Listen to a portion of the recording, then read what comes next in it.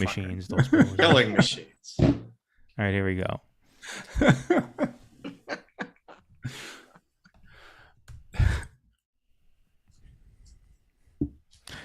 All right, everybody. It does appear that we are live right now on YouTube. Welcome, everybody, to the Do Dissidents podcast. My name is Keaton Weiss, here with Russell Dobular. Hello. And we have a full show to get to this evening, but for our first segment, we are very fortunate to be joined by someone who I don't think I'm being too bold by calling you a friend of the show now, Matthew, am I? Sure. All right, friend of the show, Matthew Hoh, Green Party Senate candidate he hasn't in North watched Carolina. The show. Yeah, right. Exactly. Well, friend of the show, not fan of the show, thankfully. Thankfully hasn't seen enough of it to know not to associate himself in that way. No, I'm joking, of course. Matthew, thank you so much. The second half hour is when we do the animal abuse. Yeah, right. Yeah, well, you don't see that unless you watch it all the way through. It's good to be here. I do subscribe to the Substack feed, so you do. Yes, you can call me a subscriber if that helps. However, you want to be more accurate, but friend, fan, subscriber. You know, I'm happy to. When the campaign's over, I'll shill for you, whatever you need me to do. You know, but yeah, so happy to be here. Thank you. Absolutely. We last spoke about a month ago, and when we spoke, the reason that we had you on was to talk about your battle to regain ballot access in North Carolina for your Senate campaign. The Democrats sort of very sleazily booted you off of the ballot. They decertified your signatures, even though you had more than enough to get on the ballot. So we're not going to rehash that whole thing. We talked to you for almost an hour. That was about a month ago. So it's on the feed. It's on the YouTube channel. Everybody can go back and take a look at that.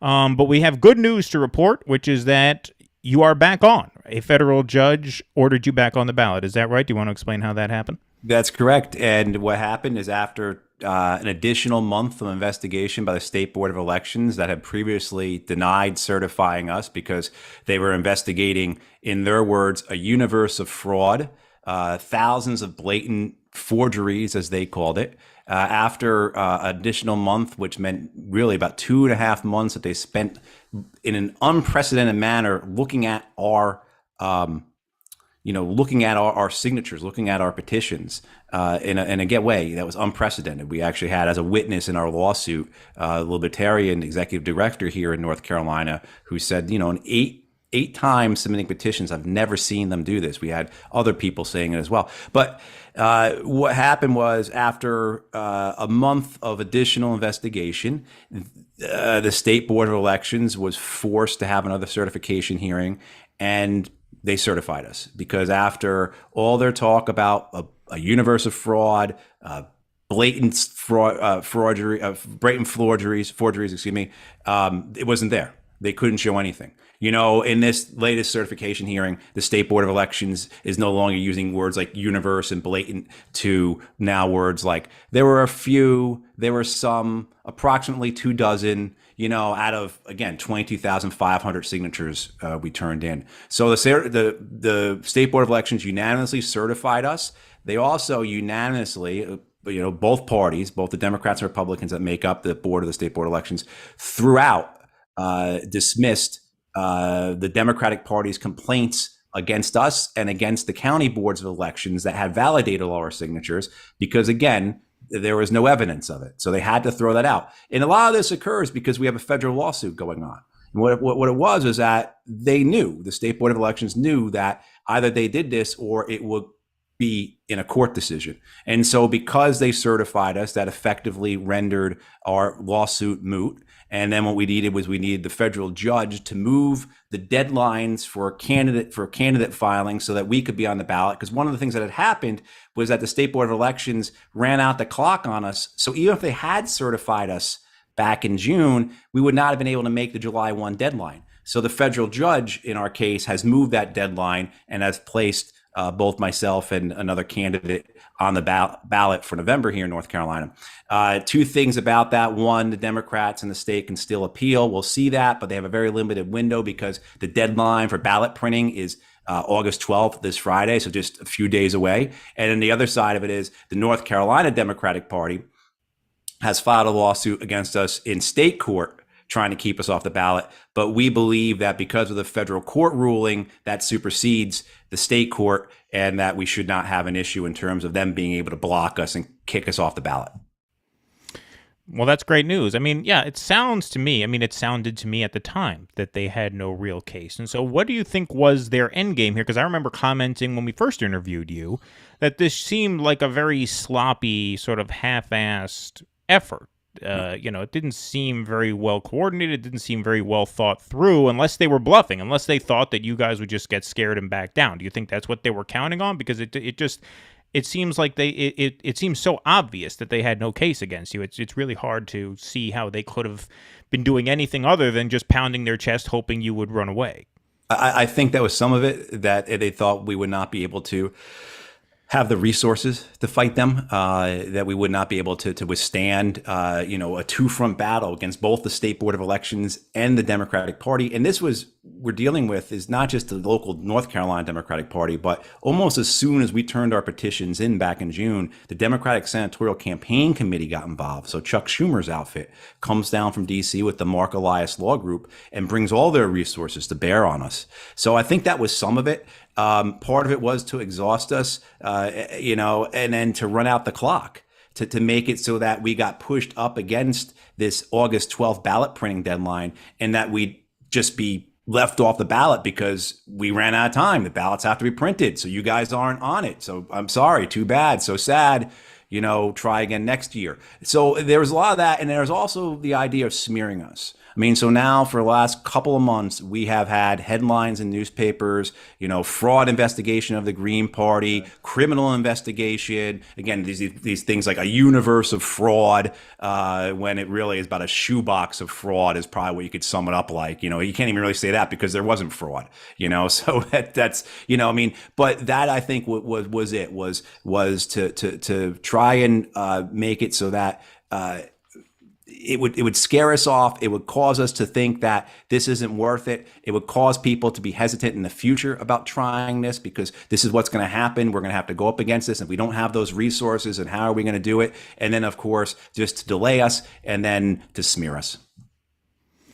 Yeah, that element of it, I would think, has majorly backfired. With the first thought I had when you sent out that message to your network, basically, saying that the judge ruled in your favor, was this was a massive self-own on their part, because this made Matthew Hoh a household name among the entire American left. Like, every progressive indie media consumer now knows who you are. You've been on all the shows, Jimmy Dore, right. Katie Halper, Andrew Yang had you on his show. Like, you're now a major name. Everybody now knows who you are. This has to pad your numbers a bit in November. Time will tell how many votes you'll get, but I'm certain that you will get more votes because of this whole ordeal you went through than you would have had you not. Because look at this fundraising network that you have now. Look at this whole universe of people who know who you are now, who can help you out now. Right. One of the aspects about this was the smearing, as we said, and it, as you pointed out, Keaton, it blew up in their face. One of it was it just got us attention. We were talking to people that we would not have been talking to otherwise. If they had just certified us back in June, they could have just ignored us, and then we would have had to do everything we could, like other third-party independent candidates, to try and get attention, try and get coverage, try and get our name known to 7.3 million registered North Carolina voters. And so we've had a great success with media, both local and national. We've had several national NPR stories about us. We've had 5, I think, national Associated Press stories. The Washington Post has run at least 2 stories on this now. So we have had that attention that has benefited us. And, it proves our point. It proves the point that the two-party system is corrupt, it's undemocratic, and it's harmful. If you go back and look at this now, the allegations of fraud were just incredibly false. Just disingenuous, specious, and with a real sincere, nefarious, and insidious motive behind it, right? The idea that now we've had our signatures reviewed twice by the county boards of elections, plus by a federal judge, because in his ruling this Friday, the judge, made it clear that I've looked at this and there's no fraud, and so all of that, you put all it together, and you understand, okay, this is what these guys are talking about. This is why these guys are running as a third party. This is why they're saying we need more independent candidates in minor parties and grassroots campaigns. This is what they're talking about when they talk about the corruption. And if the corruption exists at this level, just in terms of keeping competition out, well, why are they doing that? Well, of course, it's to protect what they have. And are they protecting what they have? They're protecting their power. And where does that power come from? That power comes from their big donor money. And so why are they so afraid of these Green Party guys? Well, because these Green Party guys, they advocate for things that will threaten the profits of the big donors of both the Republicans and the Democrats. So you can kind of, this very nicely lays out all that we're talking about, explains why we're doing it, and, helps, articulate the urgency of why we need real political change in this country right now, not 5 years, 10 years from now, but right now. Well, I don't know, Matthew, if you're up on the news much, but there is no climate crisis anymore now that the Senate passed the Inflation Reduction Act of 2022. That's the most historic climate investment there's ever been. Chuck Schumer tweeted out earlier this morning, "This is for the tens of millions of people who marched for climate justice. This bill is for you." Paul Krugman says, the Democrats have given us an opportunity to save the planet from doom now because of this bill. Maybe we'll live another day thanks to the Democrats passing the Inflation Reduction Act. So is there even a need for a Green Party anymore? I mean, this problem is solved, isn't it? This is what I don't understand about Matthew's whole campaign. You're a Green. Why do you want to take votes from the Democrats who are solving this problem? Yeah. What are you doing? What are you doing, man? I think it's as you guys know, and I assume most of the folks watching, it's this ongoing suicide pact we have, right? I mean, that's the way it's been described by others, and that's how I see it. And whether it's with the climate, whether it's with war, whether it's what we're doing to our society, whether it's like the economic policies we can continue to pursue, right, that squeeze everything to the top. I just saw this week that another poll has come out, so now it's pretty clear that yes, more than 60% of Americans live paycheck to paycheck. That's being reaffirmed now multiple times that we're closing in on 2/3 of our people live paycheck to paycheck here. How is that sustainable? How is that not going to crater? And then I got in this climate collapse, which I guess according to Joe Manchin and Chuck Schumer and Joe Biden, we don't have to worry about anymore. All along, the solution ran through Joe Manchin. It really did. Now they're actually touting Joe Manchin as a climate warrior. There are headlines saying Joe Manchin has now done more to stop climate change than Bernie Sanders because Joe Manchin agreed to sign on to this bill. Like this is the lengths that the media will go to. Don't ever show me that headline. That might be the last straw for me. Yeah, we need to bookmark those pages. It'll be important 5 years, 10 years, 15 years from now, 20 years from now when we're hitting when we're over plus 2C, when the collapse is occurring now, but when the collapse is really showing how and why it's described as existential. When we were having both our societal and our economic infrastructure collapse because of the pressure of climate change, which is what is going to happen. People need to remember that. Remember how it was cheered on, how these false victories were proclaimed, and many, many people, including those in the environmental movement, in the climate movement, in the progressive political community, cheered for it because it was expedient for them. It was good for them in the short term. And the damage this is going to cause, if people are not familiar with it, I'd say go and look at the work the Center for Biological Diversity has done on this. But the amount of acreage that's going to be leased, both onshore and offshore, is doubling the amount of land and water that is available for the oil and gas companies to exploit. That in itself is going to negate anything that this proposed legislation does, particularly since all those leases have to occur before any of the wind and solar projects occur. I mean, this is absolutely madness. This is we've got a gun to our head here, being held hostage by the oil and gas companies through people like Manchin and Schumer and Biden. And our downfall, not just our downfall, but that of all living things, is coming because certain people want to keep making money for the fossil fuel industry. Yeah, and I mean, the really sickening. Sorry, Russell, go ahead. What do you say to people here in New York who are being viciously mauled by sharks as a result of cleaning up our waters, who may favor this bill? I'm familiar with the New York Anti-Shark Caucus, and it's very powerful. Yeah, but it is like the what we're doing to our ecosystems, and we can make is the fundamental aspect of this collapse that we're talking about, and the fact that there are what are called positive feedback loops, in the sense that things continue to get worse. Like the more water there is in the atmosphere, the warmer it gets, the more water there is, and it's acceleration. And what we're seeing now, because of our desire, our choice not to do something about it for 2 generations now, we've known about this. The consequences are becoming more and more severe. And it's even in things such as like the cost of our food, the aspects of migration, our housing, how like say in North Carolina here, what is going to happen when our beach communities are in 20 years, 25 years, have to be abandoned because they are flooded out from sea level rise? Where are those people going to go? And the same thing too, we've had towns that have been wiped out due to floods. As that becomes more and more, we have climate refugees here. I meet them all, not all the time, but I've met them. People who come from California who say like, I'm moving here because I can't handle the fires any longer. We are going to have this internal migration. The whole Western United States is becoming unsustainable.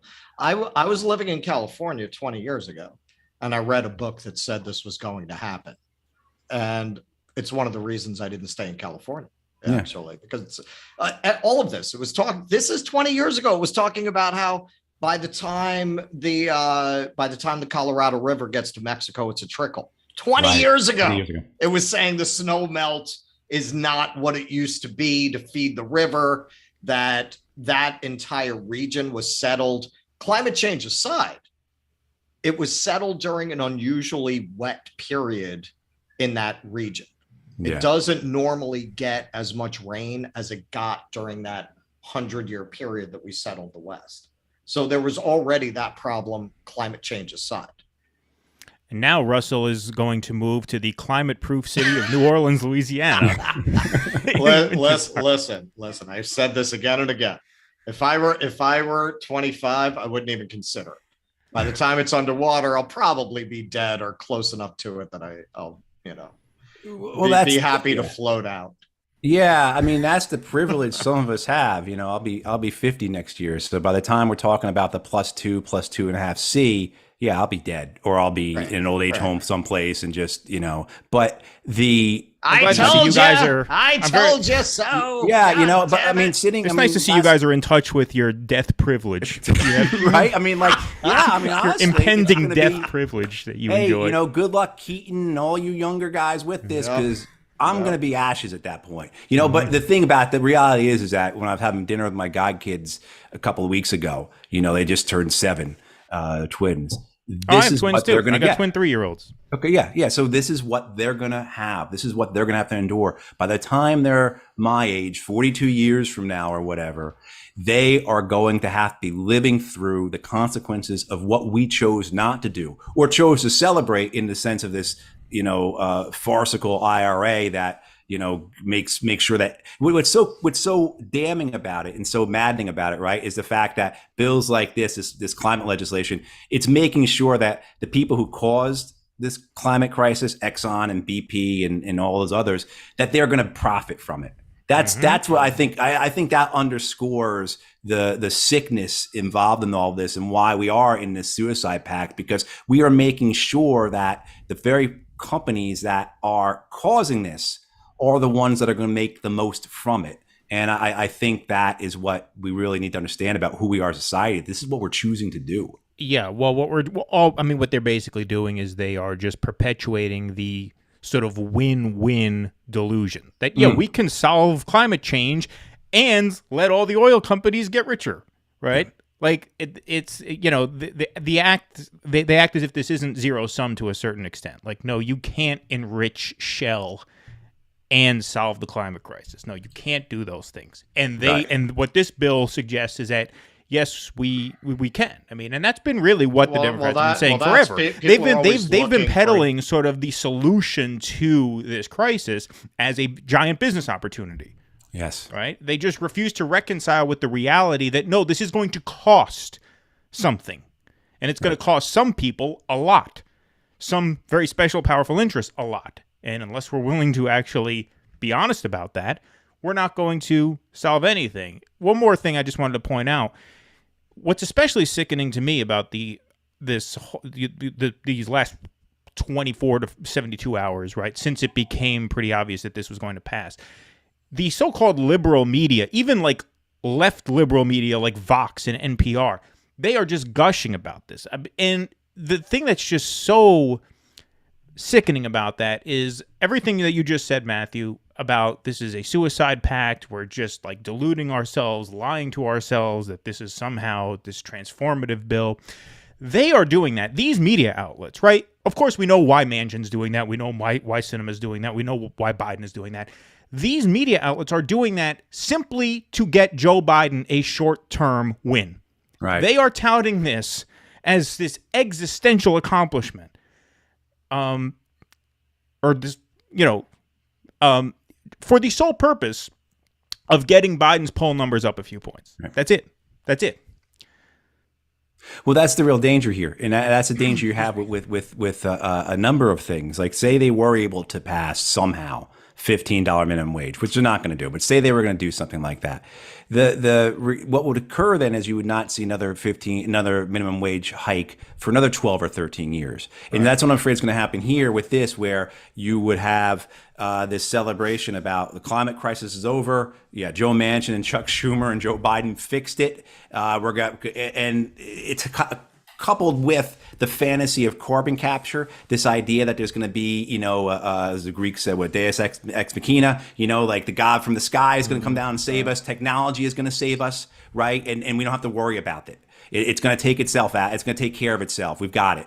And so does this effectively, if there is a second Joe Biden presidency, because we have this, does that mean nothing else is going to be done about the climate for the next 6 years? Yes. I mean, well, right? Yes, I mean, like, because we That's did exactly what it means. Yeah, we had the great 2022 IRA. We don't have to do anything about the climate. I mean, this is where that's what they did. That's what they did after they passed the ACA, right? That's why exactly Medicare right. for all is a non-starter. Hey, we did healthcare already 13 years ago. Leave us alone. That's right. Well, And that's why Go ahead. I'm disappointed in Sanders for not standing up harder. He filed his amendments, he did his things, but then he eventually went along with it.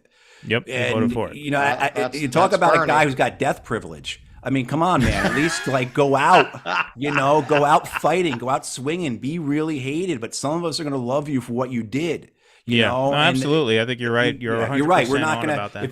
We're not going to get another climate bill. Not that this is for until what now? 2026 now at the earliest. Yeah. Yeah, I mean, he put those amendments up and he folded, but those amendments were voted down, and we are going to do a full show on the IRA probably later in the week because there's so much into it. We have enough to cover this evening that we're not going to get to all of it. But those amendments were voted down basically unanimously. They fell like 1-97, right? All the Democrats voted against the Bernie amendments, and that tells you something. It tells you that all the Democrats care about is making this a win for President Joe Biden, making this a short-term political win for President Joe, because they voted against things that they have been campaigning on. They voted against these things that they have claimed to be for this whole time, like extending the child tax credit. What was the other thing? The vision, hearing, dental, right? Yep, exactly. Yeah. Yep. They voted down all of that unanimously because the most important message they are interested in sending now is that this is a win for Joe. Joe came through because they want Joe's approval rating to get up in the mid-40s so that maybe they hold the house. I mean, it's a fantasy. But anyway, that's why they are making these compromises. It's the most cynical and frankly stupid thing you could even think of because Joe Biden's not going to be able to hold his poll numbers in the mid-40s. I don't even think he's going to get to the mid-40s after this, honestly. I don't think if it does, it'll go back down. I don't think it'll really get a bump from it. No, I don't think he will either. I don't think it's and it exposes as a lie, right? This idea that the Democrats can't whip their party, right? Exposes as a lie this idea that we can't get Manchin and Sinema and others, under control. because they do this. They, as you said, people who very clearly co-sponsors of the Medicare for All Act. Brian Schatz was one of them who was so vocal about decrying what Sanders was trying to do and how he was going to vote against it. Yeah, this shows that they can whip their own party when they want to, when there is a benefit to their donors. Well, no. Kristen Sinema stuck to her guns. The people of Arizona demanded the preservation of the carried interest tax loophole. And she stood strong for them, man. I heard particularly the Taco Bell workers were really upset about that. Yeah, I can't remember who it was, Matt Taibbi or David Sirota or someone described it as like, you can't kill that thing. It's like the Terminator, decades have gone by and no one has been able to get rid of that loophole. But it just shows the power that, wealthy people have, even something that makes sense to anybody, this idea that these guys should be allowed to get away with not paying taxes on income just because you call it something different. And particularly income that's passive income they're not out there busted, they're not like they're building a house next door to me. They weren't not like the guys were out the other day putting that roof on in the North Carolina summer, they're not earning money that way, but those guys putting that roof up, they're paying a higher tax than those folks working in their offices in Wall Street. Don't let Stephanie Rule here say that, because she worked her ass off for her place. To get to Park Avenue. Exactly. Yeah. You had not only, speaking of Stephanie Rule, I forget the MSNBC commentator's name. He's like, a big Democratic mega donor, but he's an investor, an economist. I forget his name. He wears the thick framed eyeglasses. But even he was talking about what the CBO has said, which is that this Inflation Reduction Act is not even going to begin to reduce inflation for a few years, not a few months, for a few years. This is why I say Joe Biden's poll numbers are not going to get much of a bounce out of this, and whatever bounce he does get, it's probably going to go away when in a few months people realize, hey, the Inflation Reduction Act did not reduce inflation, right? I mean, if you call something the Coke and Hookers Act, you have to give Coke and hookers, right? I mean, it has to deliver on it. And they're talking about not months, years before inflation actually starts being reduced. And the only real rationale for that is that they're going to have $270 billion of surplus cash over 10 years. So again, this is packaged as deficit reduction. And that theoretically is going to bring inflation down. When? It's going to take a while for that to happen, if it happens at all. Well, that's if you believe the deficit is causing this inflation, which I don't, because we've had decades of deficits and they didn't cause inflation. And now, exactly the benefits of this, the few benefits that there are there, such as the drug negotiation between Medicare and the pharmaceutical companies, don't take effect to 2026. And even then, it's very limited. It's 10 drugs. 10 drugs by 2026 and 20 drugs by 2030. Right. And we'll see if that even still in play. Let's put a reminder on our phones to check back in 2026 and see what happened, because I could see it not happening. That gives the government, here I say we're going to do a more thorough show in the IRA later in the week. We're doing a pretty good one now, I would have to say, for people who this just came out. This gives the government the option of negotiating drug prices. You think President Donald Trump is going to negotiate with pharmaceutical companies? You think Ron DeSantis is going to play hardball with Eli Lilly? I don't think so. Right. If once they control everything, they're just going to let the pharmaceutical companies charge what they want. There's nothing binding in here. It just gives Medicare the option to play hardball. They don't have to follow through on it. You think the Republicans are going to follow through on that? No, of course not. We'd be lucky if the Democrats do. We'd be lucky if President Joe Manchin, come 2028, or however far right the Democrats go by then, he might say, don't worry about it. Forget it. By then, the Democrats will be running Trump. Right. Yeah, exactly. It's, we laugh, but again, let's bookmark all this and remember and come back and look at it, because, the things that say that you brought the ACA, the things that supposedly the ACA was going to do, the benefits it was going to bring, and it did bring. There are people in my family benefited from the ACA. Oh, I benefit from it. I say that. I'm on Obamacare. But tens and tens of millions more have not. I just saw the numbers a week or so ago that in the from 2011 to 2021, premiums have gone up almost 50%, and deductibles and copays have gone up 70%. We've got this. 90 million Americans are uninsured or underinsured. 100 million Americans, a new poll the other day found 100 million Americans are either foregoing going to the doctor or trying to skimp and cut back on essentials in order to pay their healthcare costs. 100 million. There's only 330 million of us. It's 1 in 3 of us, and a lot of us are covered by Medicare or Medicaid, or a guy like me in the Veterans, from the Veterans Affairs. So, but we go back and we look and see what was supposed to have happened. And it wasn't supposed to be like this. This is not what they were saying. Some people were saying, some people had it right.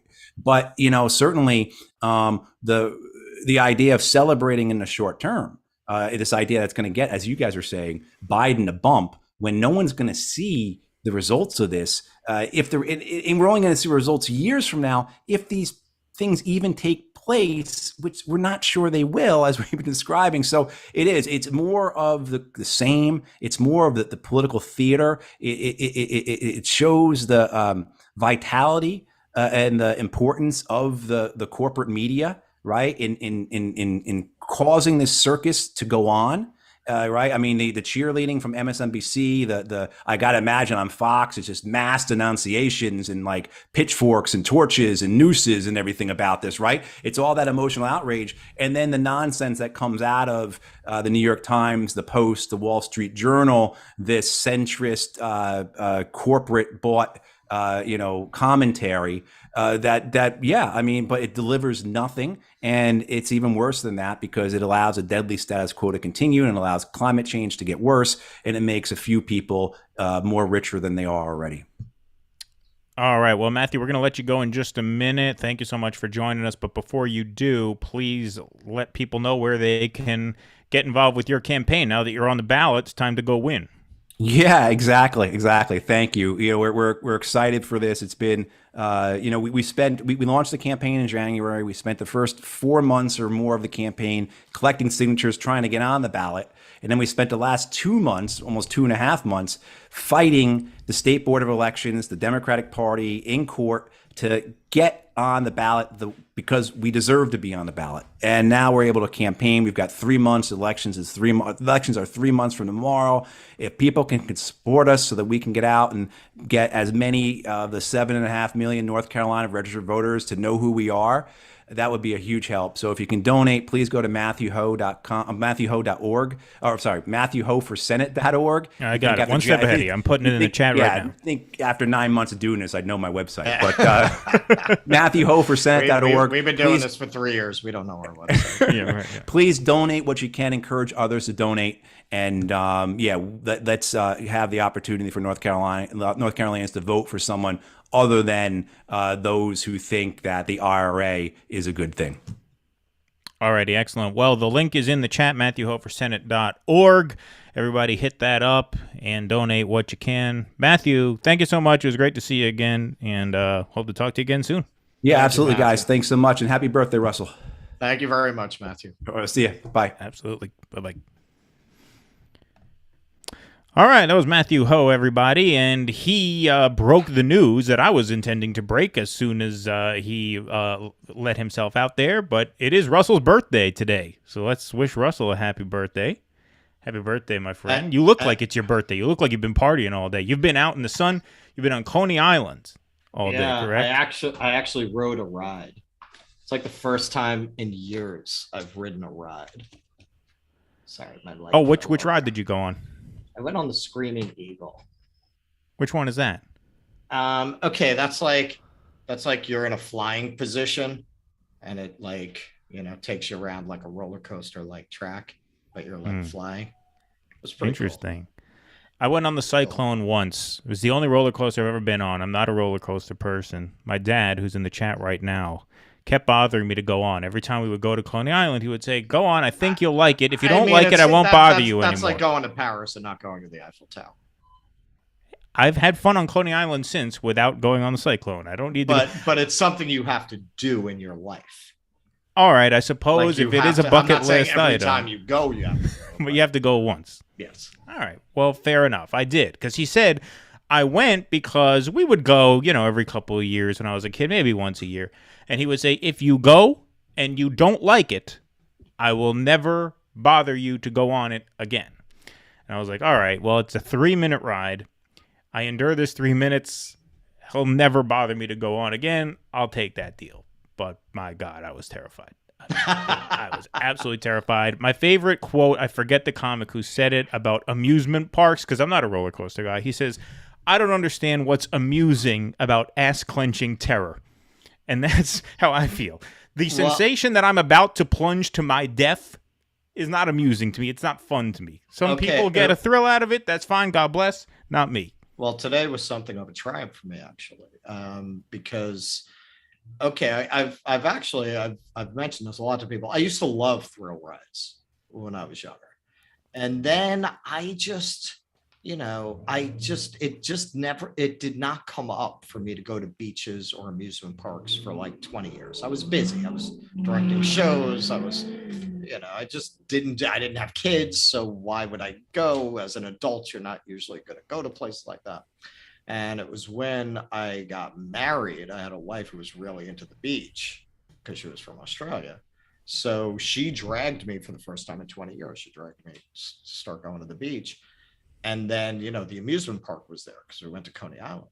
And I found, oh shit, I got old. I'm scared of these fucking rides. Holy shit, what happened, man? I was never scared of these. And really, I had to overcome that. I had to get used to going on those rides again. I will say this, now I'm like, I don't know, I'm kind of, my whole stress since I quit smoking and everything, just my general anxiety and stress level is much lower. So yeah, I can go on it. Do I enjoy it like I did when I was a kid? No. I wasn't scared. It didn't bother me, but I was just kind of like, give you the thrill anymore. I was just kind of like, yeah, fucking, I'm on a ride. All right. Well, Russell suggested that for his birthday, we really milk this. I hope you guys hit up MatthewHoh4Senate.org, but hit us up at patreon.com/DoDissidents for Russell's birthday as well. Why don't you do that? All right. I know we're asking a lot of you this evening. What I want for my birthday is 5 new patrons. 5 new patrons. We had a new patron sign up last week, a big new patron sign up. His name is Matt. Thank you, Matt. Not Matthew Hoh, but another Matt. I won't say his last name. Tell them what he's giving us. Well, I won't say the amount, but it was a nice amount. Go ahead, tell them. I want to show them how cheap they are. Okay, well, he signed up for the $30 a month tier, the platinum. Do you hear that? Do you hear that? You miserable pieces of shit. $30 a month. A month. That does go a long way. You could feed an African village with that. Instead, we're doing a podcast with it. We're choosing to do a podcast with it instead of feeding an African village. Any reasonable person will tell you is more important. Yeah, right, exactly. But no, in all seriousness, we do want our multi-streaming technological capabilities up and running by Labor Day, since we're going to be doing a lot more streams when the midterm season heats up, and we want to be able to multi-stream these to YouTube, Twitter, and Facebook at the same time. That software does cost some money, so like Russell said, if we can get 5 new patrons for Russell's birthday, we can make that happen. All right. So patreon.com/DoDissidents or DoDissidents.substack.com. We will also hire non-binary strippers for election nights. We should do that just to pass the time, just so we don't have to talk for 8 hours. Yeah, right, exactly. We'll have them do the coverage. Yeah, right, exactly. They'd probably do better than us. Probably just as insightful, too. Yeah. My son was talking into my microphone the other day. He was just doing baby talk. They could talk pretty good now. They're 3, but he was doing baby talk. He was doing Charlie Brown teacher talk, just going up to the microphone going, wah, wah, wah, wah, wah, wah, wah. I'm like, yeah, that sounds more or less like what we do. Basically the same thing. I say, you're pretty much ready to go. Yeah. Anyway, let's do a little bit more commentary here. Like I said, we are going to do a special show on the IRA. I think the bills are going all the way. The bills are, yeah, right, exactly. We'll do a show more on that later in the week, although it will come up again. We are going to talk a little bit. I mentioned to Matthew when he was on about the media's response to this, how they're really gassing this bill up. They're making this out to be like a New Deal. Which is just fucking absurd, of course. Right. But they really are all in on this. So The media has been very kind to Joe Biden since the Senate passed the Inflation Reduction Act. But nonetheless, Maureen Dowd wrote in the New York Times this morning that despite this massive accomplishment, Joe Biden should still opt out of a re-election run in 2024. And so we're going to read just a little bit. I'm not going to read the whole thing here. I wouldn't subject the listeners to an entire Maureen Dowd article. That's a surefire way to get just chase the audience away, right? But Maureen Dowd says here in her op-ed, "Hey Joe, don't give it a go," by Maureen Dowd. Ruth Bader Ginsburg is a cautionary tale. Man, she really manages to just repulse you immediately. It's like a James Bond movie, which always starts with a big action sequence. She gets the vomit just right up here in the first sentence, right? She missed the moment to leave the stage, ignoring friendly nudges from Democrats. She fell in love with her late-in-life image as a hip cultural icon, blah, blah, blah. We all get the point what we mean by that. Ruth Bader Ginsburg, a cautionary tale. The timing of your exit can determine your place in the history books. This is something Joe Biden should keep in mind as he is riding the crest of success. His inner circle, irritated by stories about concerns over his age and unpopularity, will say this winning streak gives Biden the impetus to run again. The opposite is true. It should give him the confidence to leave, secure in the knowledge that he made his mark. Now here's... they're not just trying to sell me Buffalo? Yeah. I thought because I did some real estate searches that was specific to me. Oh, no. They're just selling Buffalo with this op-ed to statewide, everybody. I guess. Oh, you mean the advertisement? Yeah. Yeah. Okay, here's the really nauseating part. He offered himself up as an escape from Trump and Trumpism, a way to help us get our bearings after the thuggish and hallucinatory reign of a con man. Then he and his team got carried away and began unrealistically casting him as an FDR with a grand vision to remake the social contract. I'm sorry, thuggish and hallucinatory. This is the man who challenged someone to a fucking push-up contest in the campaign. Right. That was pretty thuggish and hallucinatory to me. And shakes hands with invisible people, too. Dog-faced pony soldier. Come on, man. That's like a Jim Morrison line. Exactly. Dog-faced pony soldiers of dawn. Exactly. But I love that. He got carried away and began unrealistically casting himself as an FDR with a grand vision to remake the social contract. Biden's mission was not to be a visionary, but to be a calming force for a country in desperate need of calming and a bridge to the next generation. No. I'm sorry, Maureen. Don't project your hysterical bullshit onto the entire country. The country did not need calming. You and your pathetically weak and ignorant and stupid readership were the ones who needed calming. The libs were the ones who needed calming because the libs were the ones who were shallow enough to believe that Donald Trump was a unique and existential evil. Everybody who lived through, say, the Bush years remembers what a great time that was. Remember that the actual fascists were the Bush-Cheney fascists. This Trump version, this was the cartoon version. The alt-right, the January 6th, the Hagar, the horrible helmet with the face paint marching into the Capitol. These were the Delta House fascists. Right. Exactly. And you guys just couldn't take that for reasons which we've gone into a million times on this show. I'm not going to repeat this over and over again. But the idea that the country needed calming after Donald Trump, no, what the country needed was precisely a remaking of the social contract. That's what's so ironic about this op-ed. She says they got carried away with visions of FDR trying to remake the social contract when really all we needed was to be calmed down. No, it's all the New York Times liberal pussy fucking morons needed was to be calmed down. It's not what the country needed. The country absolutely needs a remaking of the social contract. It needed one a long time ago. That's why Trump won in the first place. But the idea that, like, well, Biden just got carried away. Build Back Better, that was him getting carried away. Once again, they are validating the victory lap that Joe Manchin is being allowed to take here is just nauseating. Because the liberal media that was on his ass all along, they are now validating all of Joe Manchin and Kristen Sinema's bullshit. All of it. Because they're saying this was the actual bill. Stories. They love writing those stories. And Maureen Dowd was always a Sinema fan. Right? She's the one who wrote, she wrote that ridiculous piece about it. Right. Yeah. Bad. She is the Greta Garbo of the Senate. I mean, you should lose your press card just for that line. Right. Exactly. But that's what they're doing. They're basically saying Manchin was right all along because this was the bill they really wanted to pass all along. This is the bill the Democrats wanted to pass all along because not only is it a deficit reduction bill, it's a pro-business, pro-fossil fuel bill.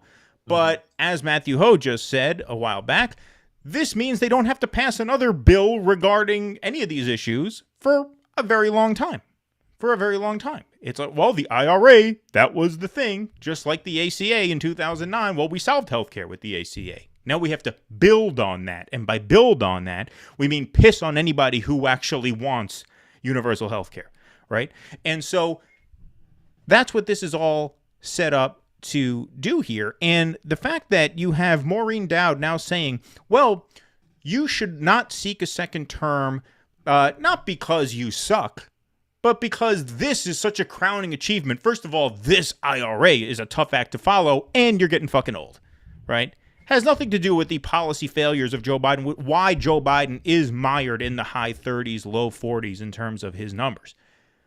It's just, hey, ride off into the sunset after passing this bullshit bill and let Pete Buttigieg take it from here. You know what I mean? Yeah.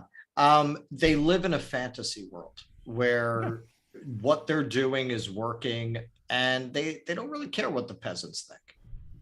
The voters are an unfortunate thing that they have to deal with, but really you always get between the lines of how people like Maureen Dowd write about the public and write about the voters. The voters are an unfortunate afterthought. Really, well, if only we didn't have to deal with these stupid voters, we could solve everything. Really, that's what they truly think.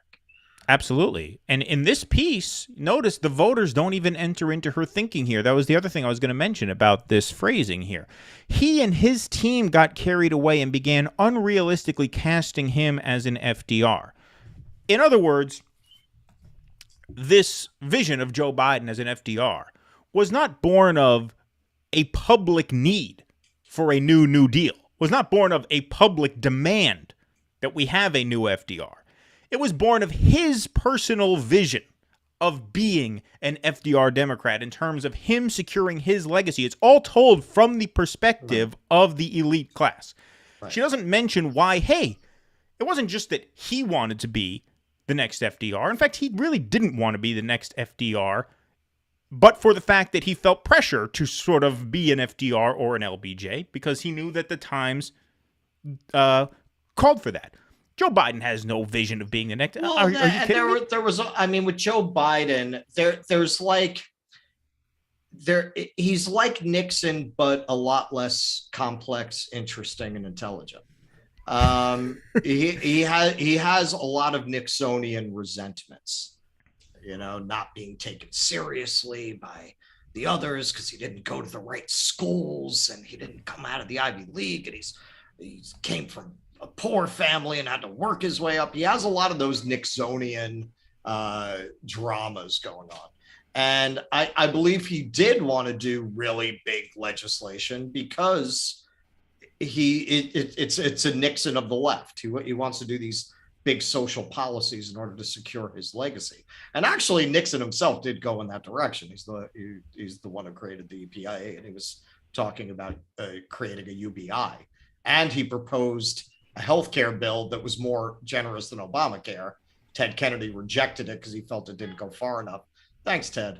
How'd that work out for you? I can see how in the heady 70s, though, he might have thought universal healthcare was just around the corner. Right. But still, he should have taken what was on the table while it was on offer. But yeah, no, I think Biden did want to be this FDR-like figure, not so much out of a deep caring for the American public, but out of Right. Well, that's what I mean. out of enormous wounds to his ego that he suffered, particularly according to insider accounts, as vice president in the Obama White House, where all of these Yaleys and Harvard people seem to treat him like the gum under their shoe, according to what they, which makes it, you could see it in the way Obama dealt with him when he visited the White House a few months ago. Right. Exactly. And he's the president. Like, he didn't even have the good grace to play act that deference. Right. It's like, yeah, it was a go get your fucking shine box attitude, like all the way through. So, I think he genuinely wanted to pass bigger things. But when you read these articles, and I've said this before, I don't think the elite class of the United States has ever been this disconnected from the public. I don't even think during the Gilded Age was the elite class this completely clueless about public taste, public attitudes. I watch some of these sites that critique movies and comic books and books, and something they'll very often show are the Rotten Tomatoes scores, where this happens a lot, where you have 100% critic ratings and like 16% audience ratings. This happens quite a bit. I don't know that there's ever been a time in American history where the disconnect would be that great between elite class opinions and everybody else. And that's really what you see in an article like this. I mean, this is the woman who didn't think there would be anything weird about writing about the Speaker of the House's shoes and perfect manicure, whatever she went on there with her Pelosi profile, where she went on, it was like describing a character in Sex and the City. Mm-hmm. Yeah, I mean, I think what cut to Speaker of the House. I think perfect Blahniks. I will be repeating myself slightly here, but I think what says it even more than that is that line, this idea that the country needed calming after Donald Trump, as if the average person spent their days and nights obsessing over every offense of Donald Trump. Like I said, I mentioned the warehouse job I worked because it's the only job I've had in many, many years where I worked in the presence of other people. I've either worked alone in my room or alone in my car, which is where I work now. My warehouse gig was where I was exposed to 50 or 60 other people. You know how many conversations I heard about what a vulgar and offensive person Donald Trump is? Zero. The idea that ordinary people were having a hard time coping with the bad form that Donald Trump brought to the White House, that is such an elite take. That is an incredibly privileged take. No, the country was perfectly calm. The country was perfectly calm. You hysterical morons were the ones who needed to calm down. Yep. And you needed to calm down by actually, reading a thing or two, or maybe sort of jogging your memory about, say, Dick Cheney, who's now doing ads for his daughter, who's the new hero of this week's hero of MSNBC, Dick Cheney, calling Donald Trump a coward. Donald Trump is the single greatest threat this republic has ever faced. I mean, it's beyond parody. But anyway, I think just that claim just says it all. Because it also misreads the needs of the moment. No, the country didn't need to calm down. The country needed a new social contract. It's the exact opposite of what she writes. The exact opposite of what she writes is what she should have written. And that's how you know how out of touch they are. That says it all right there. Well, you're right. I mean, it was really their class that was hysterical. Yeah, they were the ones who were hysterical. Their class and aspirants to their class and people under the illusion that they're part of their class. Basically, anyone in that media bubble was hysterical. And it was during all 4 years of Trump's administration. But to me, and I think to any reasonable person watching, you lose all credibility when at the same exact moment that you're excoriating Donald Trump as a unique evil, you are rehabilitating George W. Bush and now Dick Cheney. You at that point, everything you say about Donald Trump has to be thrown out the window. You're not a serious person if you can praise those people or even defend them or say, I had somebody who was completely in that tell me that George Bush was an honest Republican you could have honest disagreements with. How short a memory do you have to have? Do you remember? I mean, George Bush was what Donald Trump became to them. Like, was it amped up a little bit because Trump wouldn't play act like Bush would? Yeah, I guess. But they were pretty, convinced that George Bush was a threat to democracy and remember truthiness, right? I mean, that came from them. The first presentation of this idea that, truth is a flexible concept, that it's not necessarily a fixed objective thing, but we can alter what the truth is with what we say it is. That came from the Bush administration. And rightly, there were a lot of press articles talking about how terrifying that was. Do you remember, I mean, everybody knows about Katrina 2005, obviously the Iraq War defined his time in office, but even pre 9/11, not a lot of people even remember this because anything, post election 2000, pre 9/11 is just sort of memory hold, right? Do you remember it should have been a much bigger scandal than it was, if not for 9/11, where the White House, the Bush White House, actually edited their own EPA's reports to take the words climate change out of them. To minimize. Was that the Bush administration? Yes, that was the Bush administration. Oh, so wow. even taking away all the scandals that they're famous for, just pick a random date over those 8 years, and you'll find just horrifying shit that they did to not only bend the truth. We talk about, how Trump was this Orwellian figure, and not only expand executive power far more than Trump did. I mean, if Bush and his gang were president during COVID, they would have expanded the powers of the presidency to no end. Whereas Donald Trump, you could argue, actually shrank those powers during COVID. He did not use COVID as pretext to expand his own powers the way that certainly Dick Cheney would have. I mean, there's no question about that. Weren't there more officials prosecuted under George W. Bush than any previous president? I'm sorry, what was that? I was looking at the chat. Weren't there more officials prosecuted under George W. Bush than any previous president? Because that was a big thing they kept talking about when Obama got elected. Wow, look how much cleaner his administration is. Look how scandal-free his administration is compared to Bush's, until they needed to make Bush a foil to Trump and rehabilitate him. Right.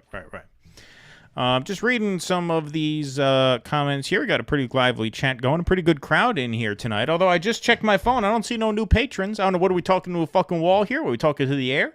I know we have a lot of patrons watching, so you guys are, of course, I'm not talking to you guys. But anybody who hasn't signed up, it's Russell's birthday, and we're looking to get that technology online for midterm season. So patreon.com/DoDissidents.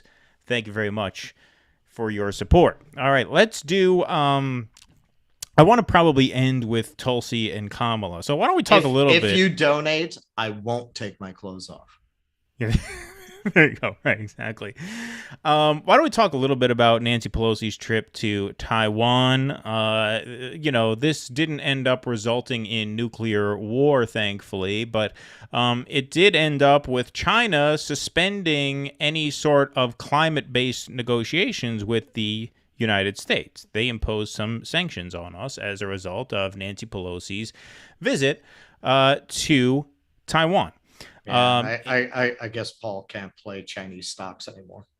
Yeah, right. Exactly. I tweeted out at the time that her trip was confirmed that the Democrats, who knew they were just going to start World War III, turns out they're looking to start World Wars III and IV at the same time. We're getting 2 world wars out of these people. I've said this before. I said this when the Ukraine war started. Now that Donald Trump is out of the way, man, this war machine is just back there, just fucking with everybody, assassinating the Al-Qaeda guys again. Back at Russia, Ukraine, now, sort of starting shit back up with China. Our friend Anis Shivani says the confrontation with China is the big one. That's the one they really want. And it looked like they may have gotten it this past week, although we're still here, I guess. For now. Yeah, exactly. You know, we're on the East Coast. The West Coast will get it first. That's true, because China, I forgot about that. The West Coast will get it first. Yeah, so we'll have some time to kiss our people goodbye. You know, it's funny how, like, you know, Ukraine, Russia, that's a territorial dispute that has nothing to do with our interests. And, you know, this doesn't really have anything to do with our interests either. We are trading partners with China. It does in only one sense. This is where all the semiconductor stuff comes in. And this is part of why China hasn't invaded Taiwan as well, probably. And it's your greatest hope that they won't. And yet I don't think it's going to be enough to hold them back. So TSM, Taiwan Semiconductors Manufacturing, they are key to basically the entire high-tech global economy. They make microchips that are thinner than the ones that are manufactured by, like, we have Micron in the United States, we have NVIDIA, but they make a special kind of microchip that nobody else makes. They have spent decades building up this manufacturing capacity. You can't just replace that. Even if you decide tomorrow we're going to reverse engineer this, it's going to be about 10 years before you're really cranking these out. So the global economy could be crippled by anyone who takes control of TSM. Now, some say the reason China hasn't invaded already is because you don't know what they're going to do. Maybe Taiwan blows that shit up on general principles if China invades. Also, what if those manufacturing plants get damaged during the invasion? Because China's reliant on these microchips as well. So this is a big factor in why we care this much about Taiwan. And probably it's a big factor in why China didn't just move into Taiwan already. Yeah. Sorry, I just want to respond to Zach here. I just looked at you guys' videos, and there's Alex Jones stuff pinned. Yeah, we did a couple things on the Alex Jones trial. Did you watch my Curb Your Enthusiasm Alex Jones parody video yet, Russell? Maybe I'll play that live. It's only 30 seconds long. I just saw that, yeah. I was pretty proud of it. It was funny. Yeah, it worked. But thank you, Zach, for finding us. Make sure you subscribe. Everybody subscribe to the YouTube channel while you are here. There's an icon in the bottom right corner of the screen, or you could just hit subscribe right under and make sure you ring that bell so you get notified. And like this stream and share this stream. Thank you very much. Yeah, no, look, obviously but that was somewhat my point, is that our interest is maintaining a business-like relationship with both Taiwan and mainland China, or should we say China including Taiwan. Like, we still do business with both of them right now. We import from Taiwan, we import from China. Yes. What is the reason to stand up to China right now? Why do we need a show of force against China right now? Well, I'm just saying, why do we care about Taiwan? Why is Taiwan? No, we should care about. In a way, we didn't get involved with Hong Kong. No, I'm not saying we shouldn't. I'm saying it's because of TSM. That's why we care this much about what they do with Taiwan. About what? Who does with China? That's all the more reason not to go there. That's all the more reason not to antagonize, right? Look, I'm not defending it. I'm just explaining that there is a strategic element to this, which is why we didn't do this with Hong Kong, but we are doing this with Taiwan. It's all about the semiconductor manufacturing plants. It's all about that. That's it. If we had our own, we probably wouldn't get this serious about Taiwan, at least based on how we reacted to what they did in Hong Kong. Some angry letters, but that's about it. That's the only reason we're showing that we're possibly willing to go to war over Taiwan. Because if China takes control of those manufacturing plants, basically they got us by the balls like Saudi Arabia does. Mm-hmm. Yeah. No, I mean, that makes sense. It's controlling a vital strategic resource that we cannot do without. All right, let's talk a little bit of what do we got?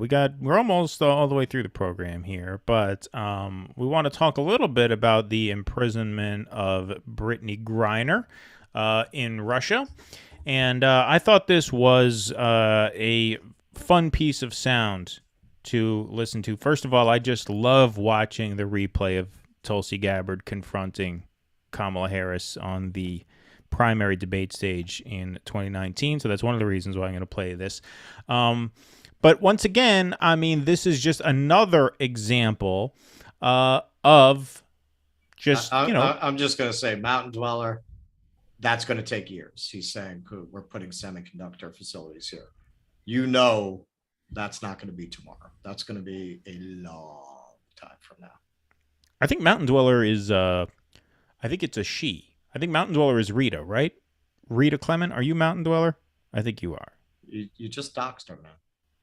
Did I dox her as a she? No. Well, no, I think she has said that before. No, I said your full name. That's true. I did die. I'm sorry about that. She's going to get fired now. Oh, boy. I messed up. Her whole life, she's wanted to be Secretary of State. Right, exactly. All right, let's start this final segment of the evening.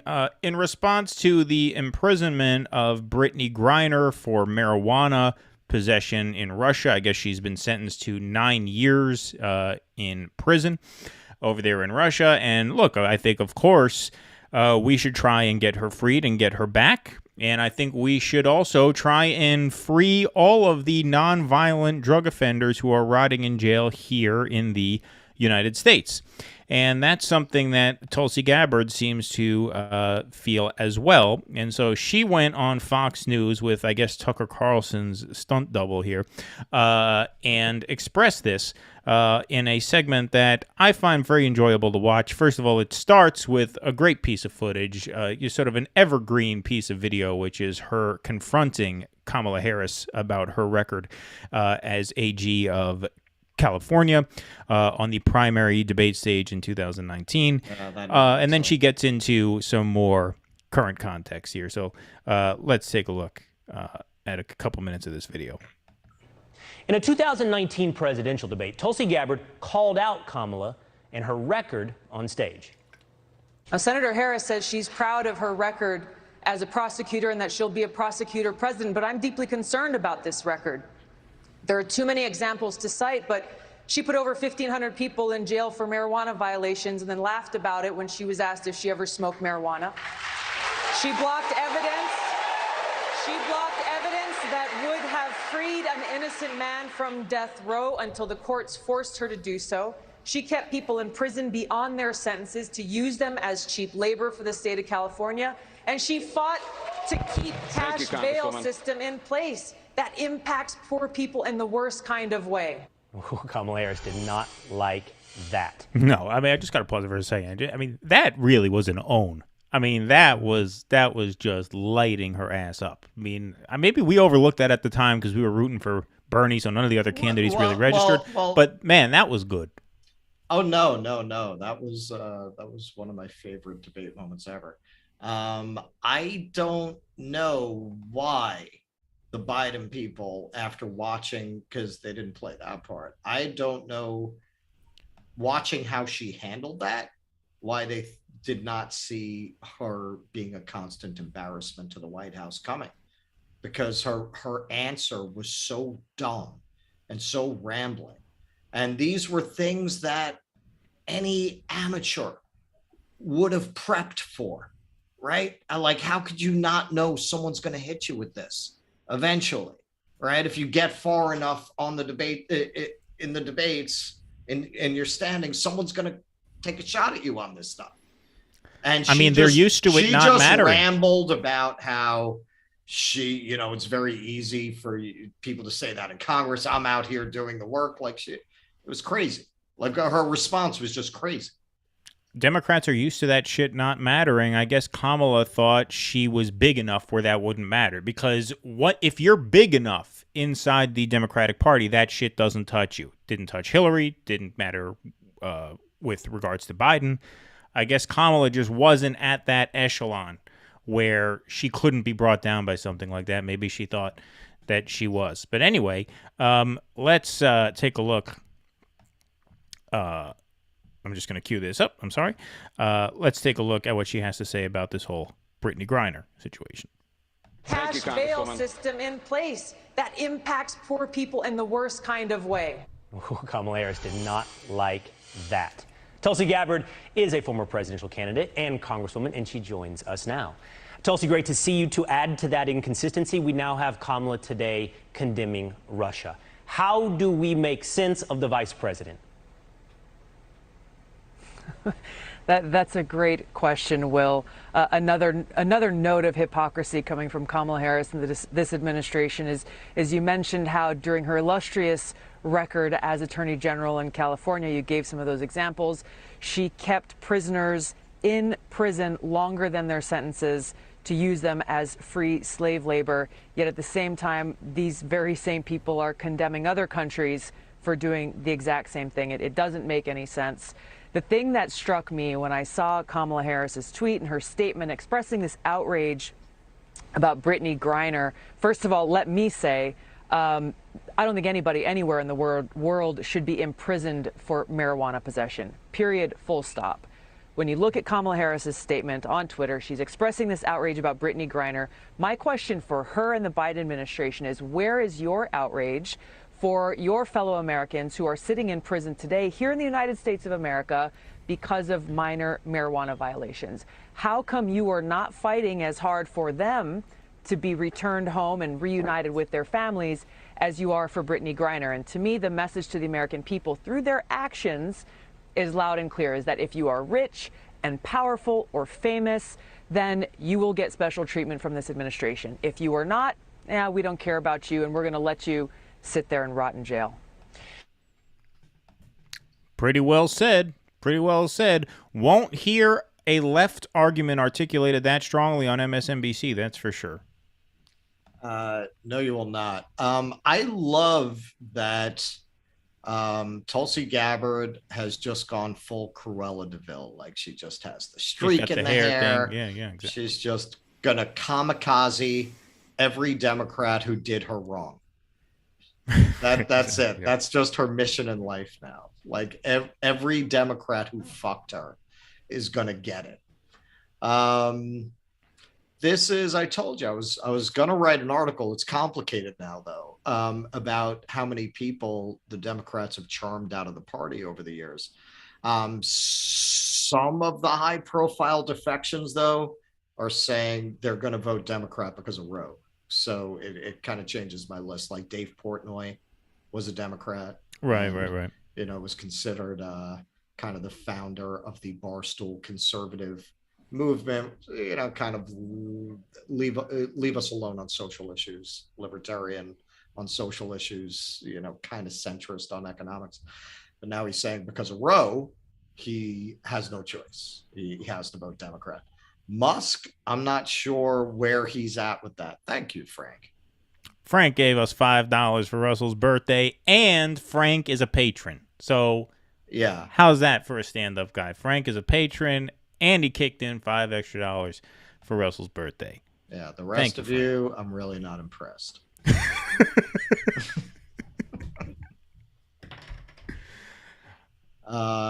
So yeah, I mean, Tulsi is a really great example of where this charm offensive that the Democrats run on all of their dissenters gets them. You know, creates them a multiplying enemies. You know, most of these rich tech people, the Democratic Party is their natural home. It's the home of cultural elites, right? Like, they don't want to be Republicans for the most part. But you keep going after them like that, you just drive them over to the other side. Musk, I haven't seen what he has said post-Roe. I know he said he never voted Republican in his life, but now he was going Republican because of the way they went after him on the Twitter thing. Yeah, I imagine that Elon Musk will not make any special considerations for anyone or anything other than himself and his hurt feelings. I think he's probably gone for good. You're probably I don't right. think the You're think of probably women's rights is going to weigh too heavily on his mind. He has a team of abortionists on his staff. He doesn't have to worry Exactly. about this. I think he's pretty unshakable in that way.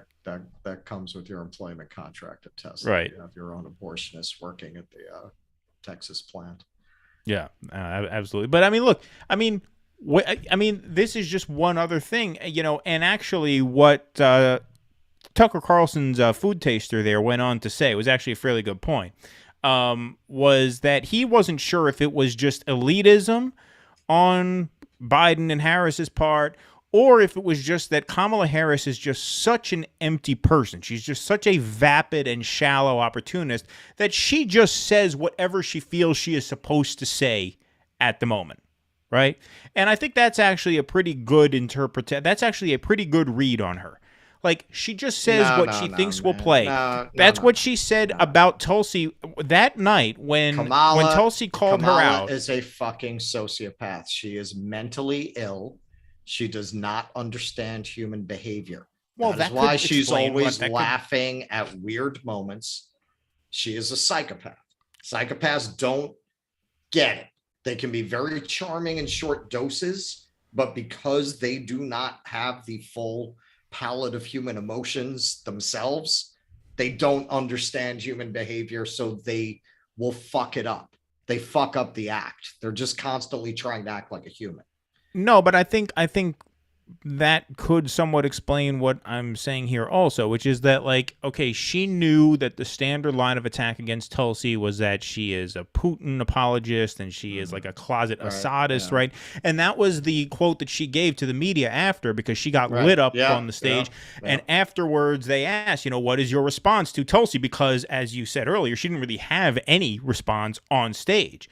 So they caught up with her after and said, how would you actually answer that? And she was like, well, I don't have to, because first of all, I'm a top tier candidate, which actually the irony of that is Tulsi got more votes than she did because Tulsi actually stayed in through New Hampshire. And also, she smeared Tulsi as, a Putin puppet. She gave her the Russiagate treatment. And that always plays with the voters. Like, well, that's what I mean. Kamala knew that would play with the voters, so she said it. No. Right. She knew that would play. I'm a top tier candidate. I don't think that does play. Saying I'm a top tier candidate, that's just like. Well, at the time she was, because she was up in the polls at the time. Nobody likes that shit. No, but at the time it was true. I mean, she was polling high because she had a good first debate. Nobody likes that kind of a response. No, it wasn't a good response. Then she got into it. Yeah, I remember she got it. Yeah, she went into the whole Russiagate thing. And now, she comes out and she says this because it's a perfectly safe thing to say, because, Putin is the bad guy. And of course, as Tulsi herself said there, no one should be rotting in jail anywhere on earth for smoking marijuana. So, of course, right? So it's a very easy point to make, but of course it's a very difficult point to make when you're Kamala Harris and you have the record that she has on this issue, and the fact that Joe Biden is more responsible than any living politician for the mass incarceration of, hundreds of millions of families, millions of we have members a higher percentage of our population locked up than China does. Right, exactly. So who are we? In our defense, we do not sell them for entertainment and then tour them around in a bodies display. No, but we do put them to work. And that was one thing that Tulsi said. We make them fight the fires. They make the license plates, just like Brittany Griner is going to be doing labor in Russia. So, this is just like I said. And, to put, we talked about Maureen Dowd earlier about how all of this liberal commentary is just so devoid of substance. Like, to actually bring that up to one of these people, they would just ignore you. They wouldn't have a response. They wouldn't feel as though they need one either. That's the thing. They're just above thinking about it. It doesn't matter. I mean, this is one of the things, like, I was thinking about writing a little thing about, because we've talked a lot about in the past year, the sort of woke versus anti-woke sort of culture war, right?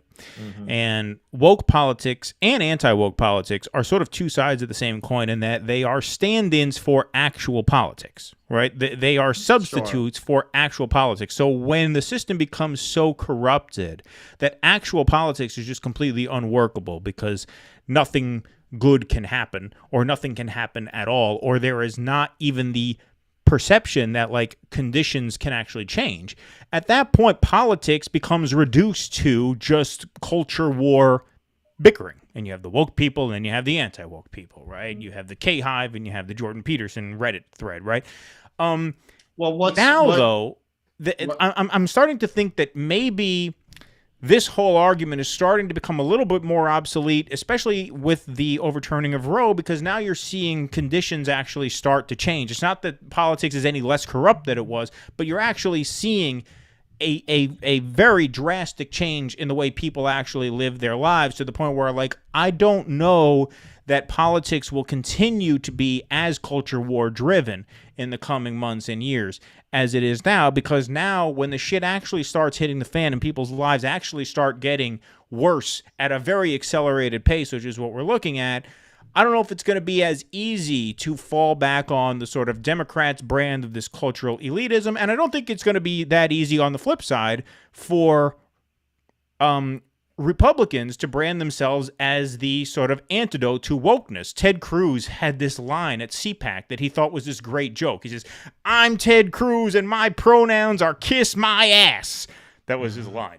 Yeah. And it's like, dude, like, that just doesn't play when 10-year-olds are being shipped across state lines trying to get an abortion for the rape baby that is in them. Like that, because that is just seen as ignoring reality. And it's one thing to ignore reality when reality is stagnant, when reality is sort of in this like stalemate. Now that there's movement in that way, if you're not addressing that movement, if you're not addressing that shift, then you are not going to play well.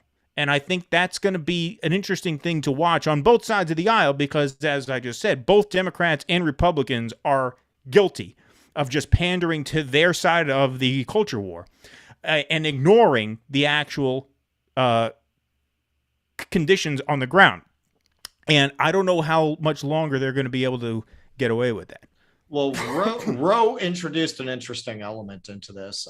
Sager and Jetty did a good monologue on this week, basically taking a victory lap, saying, we had them on the ropes with the culture wars.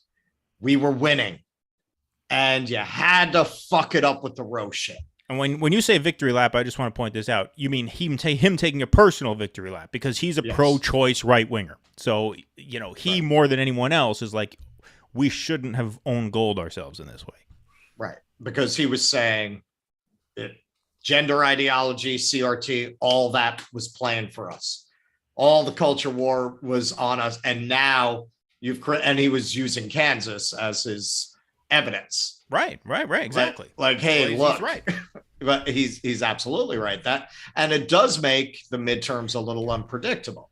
It's hard to dunk on the wokesters when you're sending 10-year-old girls around the country trying to get treatment for a problem that they should be able to handle at any doctor's office anywhere in the country, no questions asked. When that's the reality that you are presiding over, it looks a little ridiculous to make fun of the libs for the pronouns. I mean, it does. Right. It doesn't play the same. That was all working for them. And I think the smarter of the conservative commentators know it. I'm just watching them twist themselves into pretzels, trying to figure out how to spin Roe in their favor and make it part of the culture war. And it's just not working. It just doesn't play. And you can feel they realize it doesn't play. Well, right. And the reason it doesn't play is because it's not an abstraction. It's not a stand-in for actual politics. Roe actually affects lots of people. Right. Gender pronouns, critical race theory, and you doesn't affect lots of people. You don't get to do the horror stories.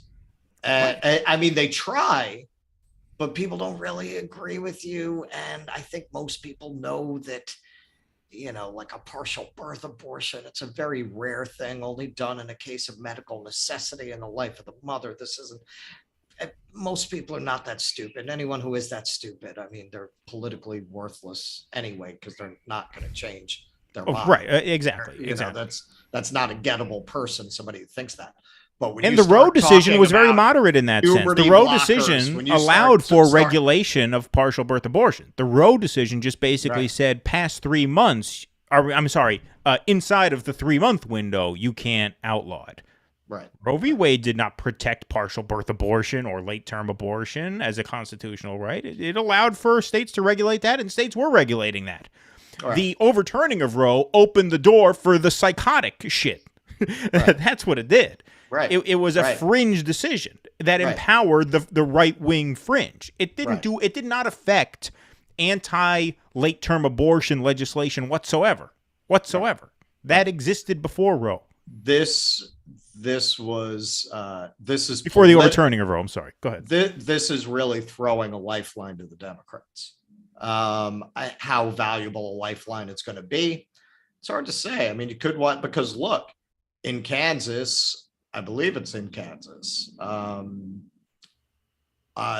Was it 3 Stop the Steal people got nominated also on the same exact night that they vote. So it could just wind up like that.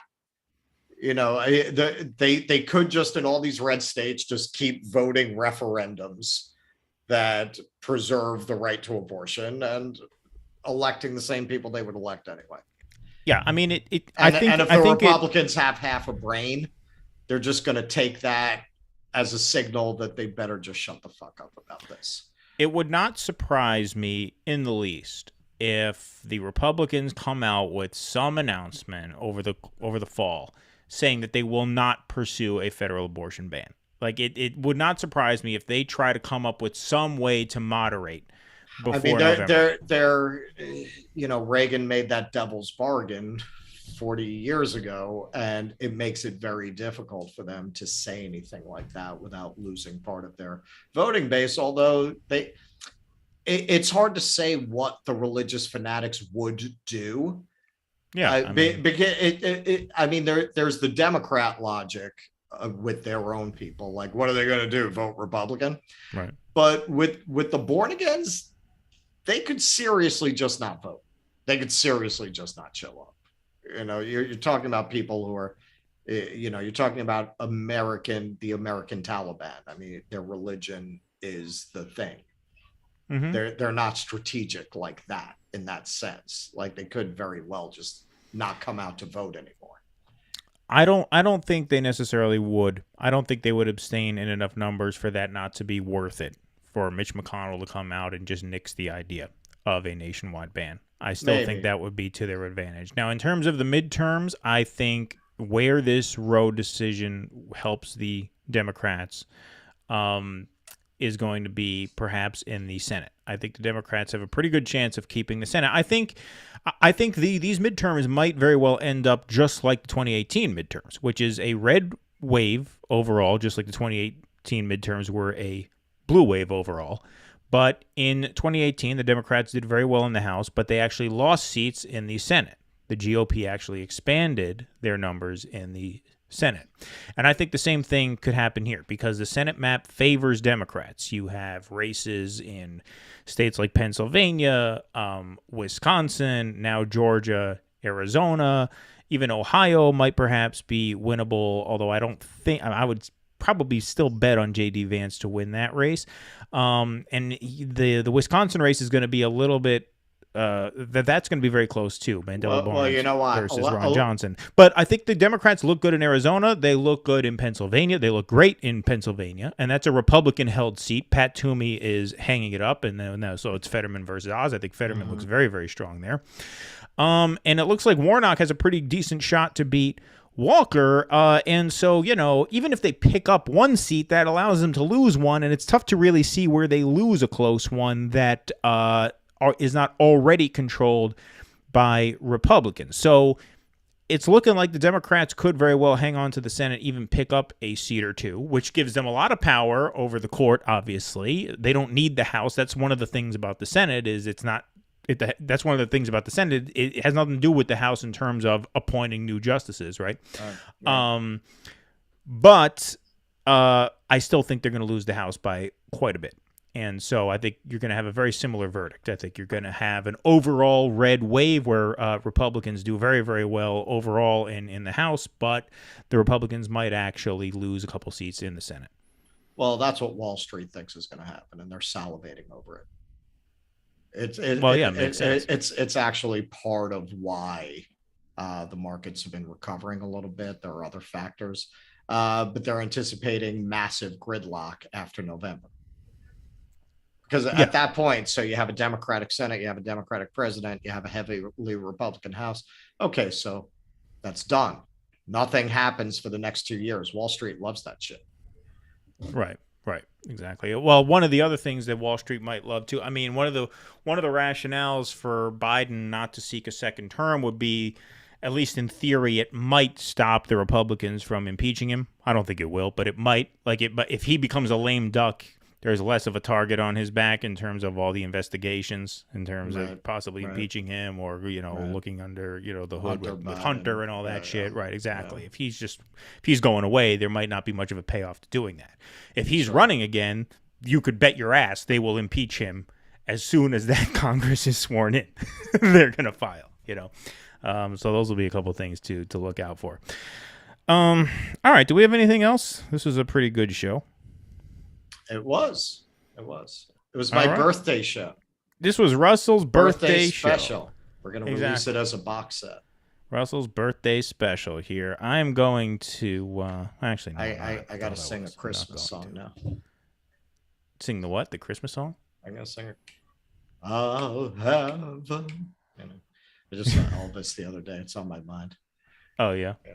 They had him doing all these TV specials. Thank you, James. James wished me happy birthday, as did many people on the chat. Thank you. A lot of people on the chat wished you happy birthday. I wished you happy birthday. Matthew Hoh wished you happy birthday. A lot of birthday love for Russell. Thank you, James. James is our caller, although he mentioned at the top that he's doing double duty. He's doing some union work while he has the stream on. So thank you, James, for the chat. I didn't mean to ignore you there.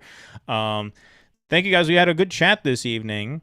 I'm going to go take a shower, man. Look, I'll be right in your backyard soon, Axel. That's right. Russell's going to be neighbors with Axel. Maybe Axel can come on one of the streams when you're down there in New Orleans. That would be cool. That would be fun. What was I going to say? Oh, yeah, you could tell that it's a hot day. You could tell that climate change is real based on my wardrobe choice. I'm dressed like I'm going to basketball practice. I'm going to podcasting. I'm going I got an exercise shirt on. I wore a hat this evening because I'm sweating so much. I needed something to catch the sweat. Otherwise, it would just be pouring down my face. It's extremely hot. I fortunately, I got home with enough time to wash the beach off me before we did the podcast. Right. I would have been fucking really up. I hate that when you're all sandy. Oh, yeah. No, it's from the beach horrible. And you kind of smell like fish. We just started watching Station 11 on HBO Max. I'm going to watch that. Did you watch that? Man, that's funny because it's so up my alley. I watched an episode and I don't know, man. I got distracted. Like it's been so long. I have to go and watch the first episode again. I really enjoyed the first 2 episodes. So it's like I liked it. That's very out of character for me with that kind of post-apocalyptic thing. That's like my jam. And I don't know why. I just didn't continue watching it. Well, it's interesting because it combines talk about being up your alley and up my alley. It combines, at least in the first 2 episodes, I don't know how it unfolds, the sort of post-apocalypse genre with the sort of traveling stage theater company world. Like the first the first episode, the guy playing King Lear in a show has a heart attack on stage, and the guy who's in the audience goes up and tries to help, and he ends up sort of adopting the child actor in the show. And as the show goes on, she grows up in this, post-apocalyptic hell world in a traveling Shakespearean theater company. And so they're doing Shakespeare in all these, little shanty towns that have propped up, after the world has you've gone inspired sideways. me. I'll take another look. It's It's HBO, good. I'm only 2 right? episodes in. I can't endorse it fully yet because it could It's go to HBO, hell. right? HBO, yeah. Yeah. Definitely. It was good. And I loved the first 2 episodes. Definitely had me hooked. So, going to go watch that now. Zach Boyles, thank you for commenting. Good to see you. Make sure you guys subscribe here. Frank, Nicholas, thank you guys for watching. Bennett, my dad, is on the stream. He's watching. Hi, Dad. Mountain Dweller, Axel, got the usual suspects here plus some more. So thank you guys very much for watching. Russell, birthday boy, do you have any final words? Thank you very much for the birthday wishes, everyone. Who was it that gave us $5? That's It was Frank, right? That was Frank, wasn't it? Yeah. Thank you for the $5, Frank. The rest of you fucking cheap bastards. If I wanted that, I would still show up to family reunions. Well, I mean, don't forget. Some surrogate family you guys are. Right, yeah. Don't forget, quite a few of the people commenting on the chat are patrons already. So I know. Well, you guys teasing. are I kid. We kid. All right, everybody. Thank you very much for watching. This will be up on YouTube in its entirety following the stream. This will be up on the audio podcast probably tomorrow. I'll have this up. But thank you guys very much for listening. Thank you to Matthew Hoh for coming on and doing a half hour with us. That was a lot of fun. Thank you for watching. Thank you very much to our audio listeners for listening. Subscribe, Patreon, Substack, all that stuff. Thanks once again, everybody. We will see you next time.